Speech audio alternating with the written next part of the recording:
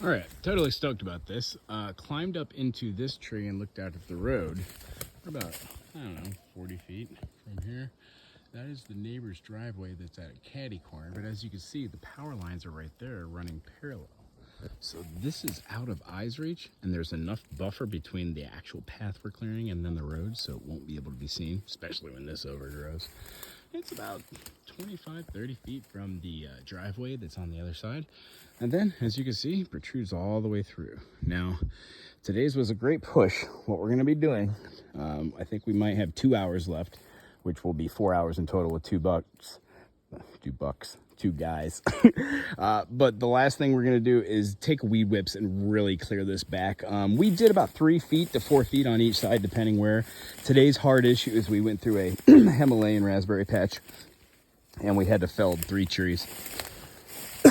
However, that big embankment didn't turn out to be as bad as I thought it was going to be.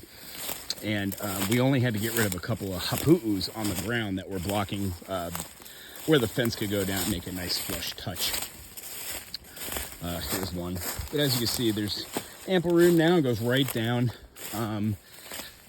The pricklies on that Himalayan were really bad. It was the biggest one I've ever seen. Yeah, but we got rid of it. As you can see, we forged a path last time, which didn't quite go straight. You can see where the other line is. We just wanted it to go straight. So we spent a good half an hour today making it straighter. So the cost of fencing isn't outrageous. I couldn't imagine doing this in a zigzag or a cattywampus. So keeping that in mind, we cut straight through where the Himalayan was. This was all covered. We moved it far away. We pushed it back as best we could. It will grow back again, but we're going to spend some extra time on that so it's not obtrusive while the guys are doing it, or whomever does the fencing, whether it's us or not. You're going to put a little bit more time on that. Not pleased with that, actually, on second thought. But that's how this is. You look at one thing that you did, and then you go back, and you're like, no, I don't like that. I want to do it again. This was a huge 4-foot mound. And I did my best to break it down and press it down. Now it's firm ground. This took quite a while, but it's perfect. And we couldn't go around because there's a big hole right there that goes down. And the Himalayan bush, as you can see, just has its pig hole in this swallow over here. So what we did is we got as straight as we possibly could, which that's a pretty straight narrow right there. So as you can see, when you get to a certain point here, the path will be straight ahead of you rather than where the line is off to the side here. And then traversing back further towards the T-post where everything's going to meet up. I would say essentially we kept as close to the line and the GPS location as we could. We did our best not to encroach over towards the neighbor's allotment, and if we had the opportunity, we chose to double back a little bit towards your cottages rather than going over towards the other line, just so there's not an issue. As you can see, we had to get rid of a couple different things we're through here.